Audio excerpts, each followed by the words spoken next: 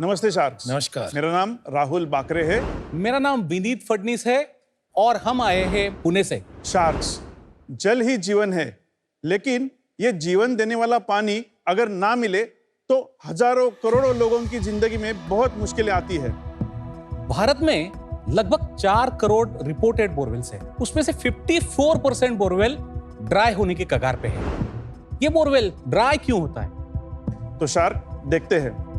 जमीन के अंदर अनेक ग्राउंड वाटर की लेयर्स रहती है। बरसात का पानी ऊपरी लेयर में बहुत जल्दी भर जाता है, लेकिन उस पानी को निचले स्तर तक जाने के लिए कई दिन लगते हैं और 200-600 फीट तक जाने में उसको हजारों साल लगते हैं। लेकिन बोरवेल 200 से 600 फीट तक जनरली ड्रिल किया जाता है, लेकिन बोरवेल में ऊपरी परत में केसिंग पाइप होने की वजह से बोरवेल के नीचे स्रोत भर नहीं पाते और हम जब बोरवेल में से इलेक्ट्रिक पंप से पानी निकालते हैं तो वो पानी जल्दी से सूख जाता है और इसीलिए बोरवेल्स सूख जाते हैं। शार्क्स में एक हाइड्रोजियोलॉजिस्ट यानी कि भूजल वैज्ञानिक हो। वाह। हमने सोचा कि क्यों ना अपने नॉलेज और एक्सपीरियंस का उपयोग करके इस पे कुछ समाधान निकाला जाए और शुरुआत हुई बोर चार्जर की। शार्क्स, बोर चार्जर एक robotic patented smart water harvesting technology है जो ऐसी ड्राई हो चुकी या कम पानी देने वाली बोरवेल्स को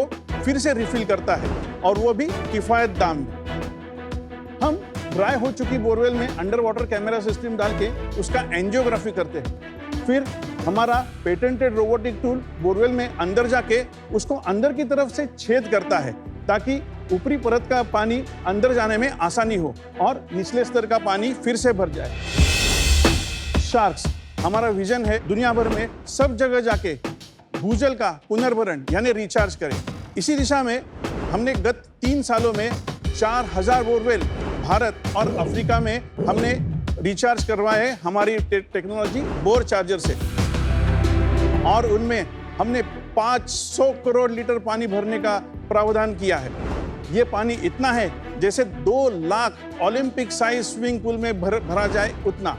ये तो बस शुरुआत है। हमारा लक्ष्य है बोर चार्जर को विश्व के कोने कोने तक पहुंचाना और हर साल 1 लाख करोड़ लीटर पानी रिचार्ज करना। इसके लिए हमारी मांग है 75 लाख रुपए 1.5% इक्विटी के बदले। तो आइए शार्क्स, मिलकर भूजल का पुनर्भरण यानी रिचार्ज करें, क्योंकि जल है तो कल है। वाह भाई वाह। Vineet ji, Rahul ji, welcome to shark tank India season 4। Thank you. Thank you. आप दोनों एक दूसरे को कैसे जानते हैं और यहाँ तक कैसे पहुंचे? जरा हिस्ट्री बताइए अपनी। मैं एक मैकेनिकल इंजीनियर हूँ। मैंने यूएस में जाके कंप्यूटर साइंस और मैकेनिकल इंजीनियरिंग में 1997 में एमएस किया था मिशिगन स्टेट यूनिवर्सिटी से और तब यूएस में मैंने 7 साल काम किया था सॉफ्टवेयर आईटी में। उसके बाद इंडिया आके मैंने एक ऑनलाइन गेमिंग की स्टार्टअप कंपनी में 6 साल हैदराबाद में काम किया। हैदराबाद में काम करने के बाद मुझे ये समझ में आया कि सोशल डेवलपमेंट में मेरी रुचि ज़्यादा है कंपेयर टू सॉफ्टवेयर डेवलपमेंट। इसलिए मैंने रोहिणी नीलेकनी जी के साथ काम करके उनके अर्घ्यम फाउंडेशन में 5 साल मैंने ग्रांट्स डायरेक्टर करके काम किया। तो वहीं पे काम करते करते समझ में आ गया कि ground water is a major problem in India, लेकिन उसको प्रोफेशनली और साइंटिफिकली सॉल्व करने वाली ऑर्गेनाइजेशन ही नहीं है। तो इसीलिए मैंने हमारा खुद का ऑर्गेनाइजेशन चालू किया जिसका नाम है Urdhvam environmental technology. And this is for profit. This is for profit. आपकी हिस्ट्री बताइए जरा। यस विनीत जी। बेसिकली मैं एक भूगर्भ शास्त्रज्ञ भी हूँ भाई, जैसे हिंदी में बोलो। जियोलॉजिस्ट बोलते हैं। मैंने मेरा पहला मास्टर्स जो है वो जियोलॉजी में किया है। My second master degree is in hydrogeology, तो वो मैंने जर्मनी से की है, ट्यूबिंगन यूनिवर्सिटी से। इंडिया में काफी लोग हैं इस फील्ड में या? नहीं, इंडिया में जब मैंने किया तो मुझे जर्मनी जाके करना पड़ा, लेकिन आज की डेट में IIT Roorkee and IIT Kharagpur में स्टार्ट हो गया है। एक्चुअली वो इंडिया की आयरनी ये है कि 80% of India depends on ground water, लेकिन हम ग्राउंड वाटर समझने वाले कोई वैज्ञानिक या कोई इंजीनियर्स या कोई टेक्नीशियंस हम बना ही नहीं रहे। Well done. शायद आपको देख के और लोग प्रेरित हो ये काम करने में। आप इन्हें कहाँ मिले? जब मैंने कंपनी स्टार्ट करना सोचा था तो हम एक एक्वेंटेंस कॉमन फ्रेंड के द्वारा हमें इंट्रोड्यूस किया गया। एक विनीत जी है जो जर्मनी से सीख के आए थे और 1-2 लोगों से भी बात की थी, तो वो भी हमारे साथ बाद में जुड़ गए। और आपका क्या रिस्पेक्टिव रोल क्या है? तो मैं सीईओ हूँ और जो टेक्निकल Aspects एस्पेक्ट्स है। है वो संभालते हैं। मुझे अभी तक आप कंसेप्चुअली समझ में आया कि आप क्या करते हो, लेकिन पूरी बारीकी से नहीं समझ में आया। तो can you explain in very simple terms? Yes thank you. तो जमीन के अंदर अलग अलग लेवल पे ये अलग अलग एक्विफर्स रहते हैं, लेकिन जब बरसात का पानी गिरता है तो ऊपरी परत में ये पानी बहुत जल्द गति से भर जाता है। जब ड्रिलिंग करता है ड्रिलर तो ऊपरी परत में टॉप मोस्ट एक्विफर में फर्स्ट हार्ड रॉक लेयर तक वो एक इम्परवियस पाइप डालता है, ओके। जिसको हम केसिंग पाइप बोलते हैं। वो पाइप इसलिए डाला जाता है ताकि ऊपरी परत का मिट्टी, बालू या छोटे पेबल्स अंदर ना गिरे और ये नीचे का बोरवेल क्लोज ना हो जाए या धस ना जाए। पर आप होल जो कर रहे हैं वो मैं नए बोरवेल में होल करके ही डाल देता हूँ पाइप। हाँ, यस वो कर सकते हैं, लेकिन वो क्यों नहीं करते उसके कारण ये है, जो मार्केट में परफोरेटेड केसिंग मिलता है लेकिन वो नॉर्मल पाइप के हिसाब से 4 या 5 गुना महंगा रहता है, तो जनरली लोग उसको लगाते नहीं। दूसरा चीज ये है कि जो ड्रिलर आता है उसको पता रहता है कि ये बोरवेल 2-4 साल बाद फिर से ड्राई होने वाला है और यही कस्टमर मेरे पास आएगा, बोलेगा कि यही बोरवेल अच्छा था, उसके बगल में और एक डीपर बोरवेल लगा दो, तो वो उसका आगे आने वाला बिजनेस नहीं मारना चाहता। तो आपका क्या सोल्यूशन है? आप आप क्या?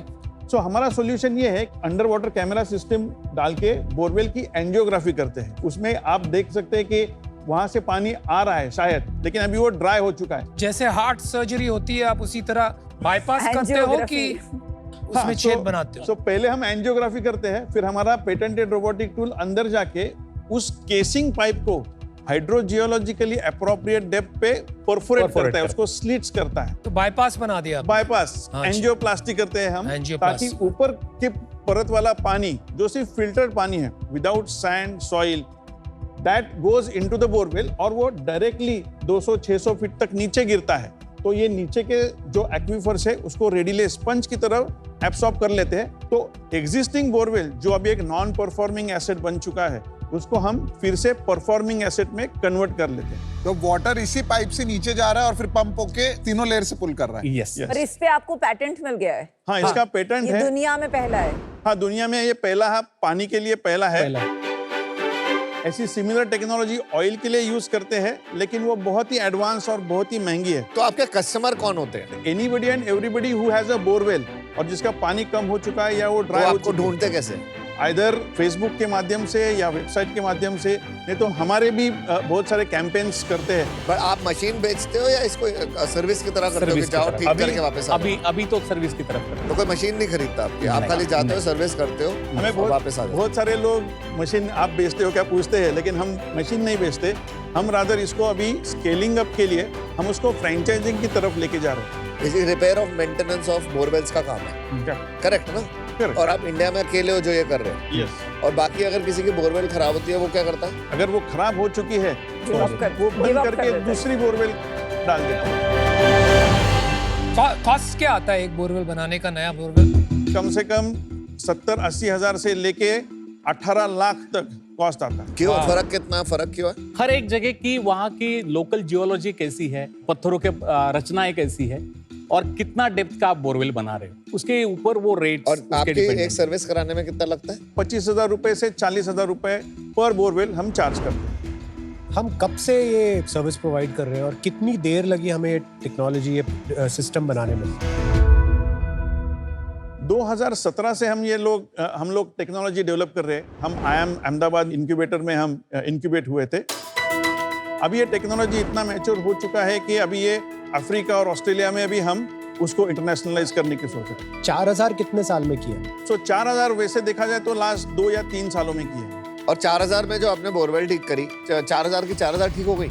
अब तक हमने 90 to 95% सक्सेस रेट देखा है। अब तक कोई एक भी ऐसा कस्टमर आया नहीं है कॉल करके कि अरे हमने 25,000 रुपए 40,000 रुपए इन्वेस्ट किया लेकिन हमें कुछ पानी नहीं मिला। तो आपका लाइफ टाइम रेवेन्यू 12-13 करोड़ रुपए है।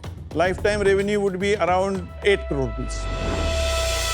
ये जो 25 से 40 हजार हम चार्ज करते हैं, हमारा क्या खर्चा होता है? अंदाजन 8 से 10,000 12,000 रुपए तक आ जाता है। 50% मार्जिन है? कितना margin? Gross margin sir anywhere between 60 to 70%। एक डिवाइस कितने की आती है? 7 से लेकर 8 लाख तक आती है। आपने कितनी बनाई हुई है अभी? अब तक हमने ऐसी 9 मशीनें बनाई। और ये कहाँ पर है?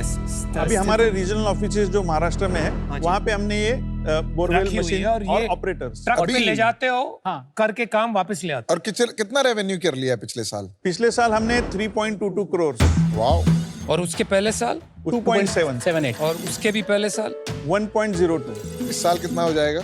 इस साल 5 5 करोड़ से ज्यादा हो जाएगा। सर, ये आपने 50 करोड़ की वैल्यूएशन कैसे लगा? 50 करोड़ की आपने वैल्यू रेज किया है क्या कोई कैपिटल? हमने 2017 में CII माने कि IIM अहमदाबाद से हमने कन्वर्टिबल डेट किया था। फिर 3 साल पहले हमने इक्विटी राउंड रेज किया था। कितना रेज किया था? हमने 1 करोड़ रेज किया। At what valuation? We had raise it at 7 crore pre money 21।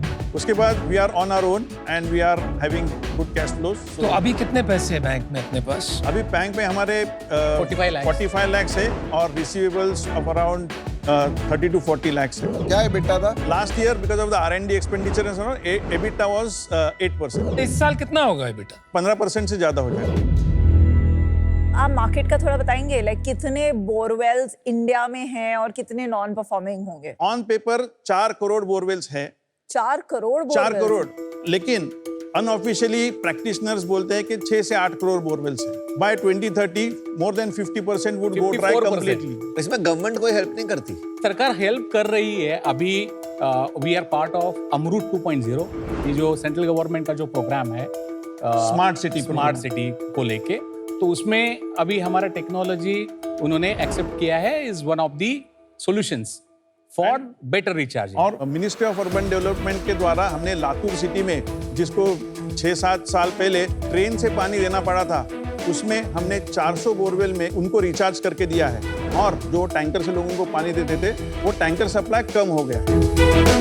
Government के हिसाब के अनुसार जो उनका स्टडी है, अगर किसी एरिया में ground water recharge, natural recharge से ज्यादा लोग निकाल रहे, तो उसको वो डार्क जोन उसको बोलते हैं। तो उस डार्क जोन में they don't allow any new borewells to happen. ठीक है, बट अदरवाइज बोरवेल लीगल है कई जगहों पे। हाँ, हाँ, बहुत जगहों पे provided illegal। You are also doing rain water harvesting.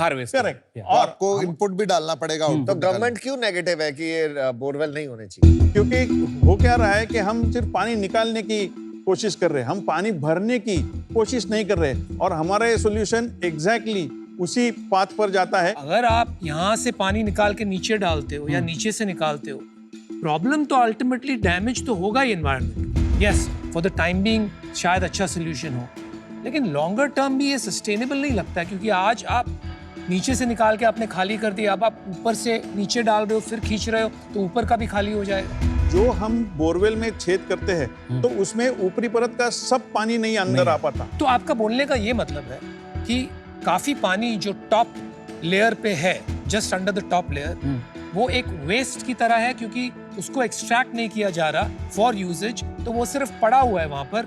तो instead of extracting lower earth water, आप अपर अर्थ वाटर का यूज कीजिए। वो क्या होता है कि ऊपरी परत का जो अगर पानी अगर यूज नहीं करते हैं, तो ग्रेविटी के हिसाब के अंदर से वो धीरे धीरे निचले लेवल तक और आता उसमें है। बहुत साल लगता कहीं पे वो स्ट्रीम या स्प्रिंग बन के वो सरफेस वाटर होके निकल के चला जाता है समुद्र तक। है। राइट। तो हम बोल रहे हैं कि जो ऊपरी परत में जो पानी है जो आ सकता है बोरवेल की तरफ, वो लेके हम एक स्मार्ट रेन वाटर हार्वेस्टिंग करें नीचे की तरफ। I understood. तो government is against bottom earth water extraction. Absolutely. उनको अपर अर्थ एक्सट्रैक्शन से कोई प्रॉब्लम नहीं है। नहीं है। इनफैक्ट अगर वो बात पूरी तरह समझे तो उनको प्रोत्साहन करना चाहिए ये बात।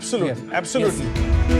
तो आप क्या कर चाहते हो shark sir? So shark company on company operated हमारा मॉडल चल ही रहा है, लेकिन हमें अगर उसको स्केल अप करना है, तो हमें और 2-3 तरीके के ऑप्शंस फ्रेंचाइजिंग में जाना पड़ेगा। तो आप चाहते हैं कि फ्रेंचाइजी आपसे 10 लाख की मशीन खरीद के उससे रेवेन्यू बनाए और फिर आपको इन्वेस्ट ना करना पड़ेगा।